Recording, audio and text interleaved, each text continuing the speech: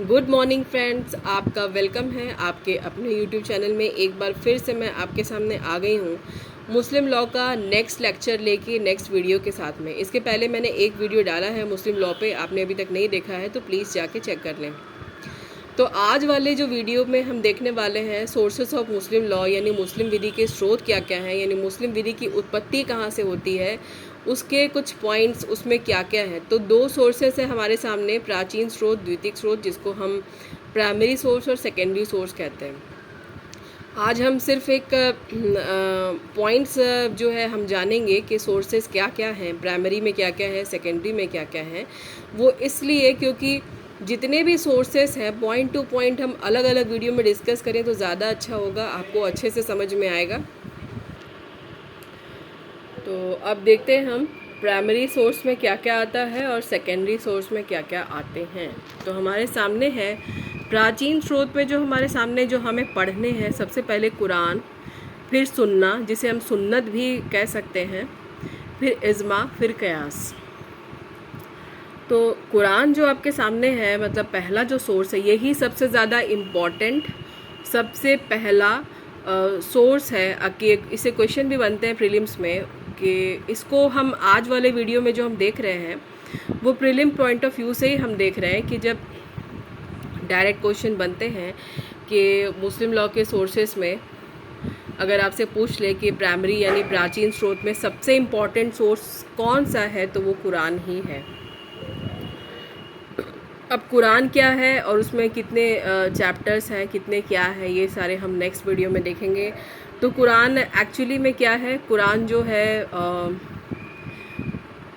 Profit Mohammad को एक देवदूत, जिसे कहीं कहीं जिब्राइल और कहीं कहीं गिब्राइल भी कहते हैं, मतलब बुक्स में तो आपको जिब्राइल ही मिलेगा। तो जो देवदूत है उसकी आकाशवाणी, मतलब वो आकर के उन्हें सुनाता है, जो कि अल्लाह ने, माने ईश्वर ने जो चीज़ संदेश भेजा है वो चीज़ जिब्राइल के थ्रू जो है प्रॉफिट मोहम्मद को मिलता है। तो कुरान में वही सारी चीज़ें जो है लिखी हुई है।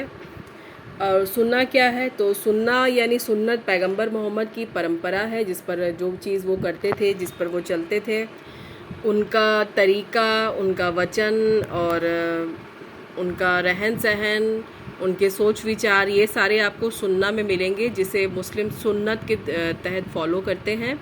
अब इसके बाद में आता है इज्मा।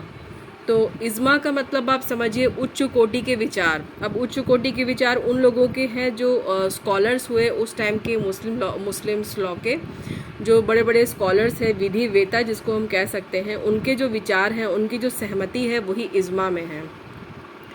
और अब बात आती है कयास की। अभी मैं आपको सिर्फ एक मोटा मोटी मतलब ऊपर का समझा रही हूँ ताकि आपके दिमाग में ये आ जाए कि इसका मतलब क्या है, और आप एक बार वीडियो सुनेंगे तो आपके दिमाग में बैठ जाएगा और प्रीलिम्स का क्वेश्चन आपसे कभी नहीं छूटेगा।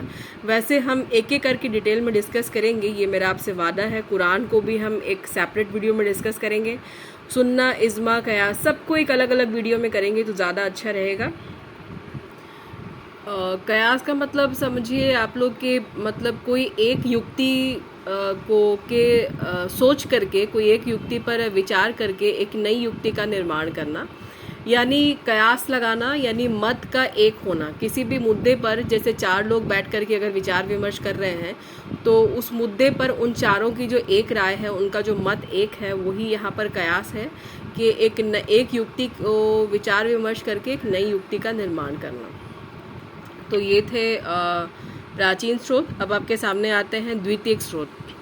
इसमें है समता, न्याय और सद्विवेक। ये तो आप जानते ही हैं। सेकेंडरी सोर्स में justice, equity and good conscience हमेशा से हर लॉ का एक अच्छा सोर्स रहा है। ये हिंदू लॉ का भी सोर्स है। पूर्व न्याय जिसे हम प्रीसीडेंट्स कहते हैं, या मैंने लिखा नहीं इंग्लिश में, जल्दी में समय नहीं मिला, सॉरी। तो पूर्व न्याय मतलब प्रेसिडेंट्स, पुराने जो निर्णय हैं उनके आधार पर जो है कानून का निर्माण होता है, ये आप लोग सब जानते हैं।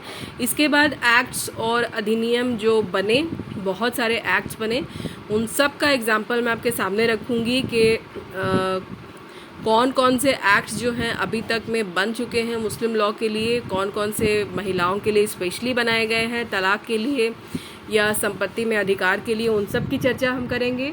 तो हम शुरुआत करेंगे अगले वीडियो में कुरान से, जो कि बहुत ही इम्पॉर्टेंट प्राइमरी सोर्स है, जो कि पहला स्रोत है। तो आज के लिए सिर्फ इतना ही मुस्लिम लॉ के हमने सोर्स देखे। 1 से 2 बार वीडियो को देखना है, बहुत ज़्यादा आपको इसमें समय देने की आवश्यकता नहीं है। आपकी बुक में ऑलरेडी आपने पढ़ रखा होगा और मुझे लगता है कि ये सभी लोग जानते होंगे। और जो नहीं जानते हैं, जो नए स्टूडेंट हैं, वो देखें 2-3 बार। और अगर आपके सबके बुक में है तो आपको नोट करने की भी ज़रूरत नहीं है, लेकिन अगर आप शॉर्ट नोट बनाने में बिलीव करते हैं तो ज़रूर इसको आप अपने कॉपी में नोट करिए, आपको ये फ़ायदा देगा। तो चलिए मिलते हैं नेक्स्ट वीडियो में नेक्स्ट टॉपिक के साथ में। और हमारा नेक्स्ट टॉपिक रहेगा कुरान, जिस पर हम चर्चा करेंगे। तो अभी तक के लिए मन लगा के पढ़िए, अपना ख्याल रखिए, खुश रहिए, दूसरों को भी रहने दीजिए। Good bye.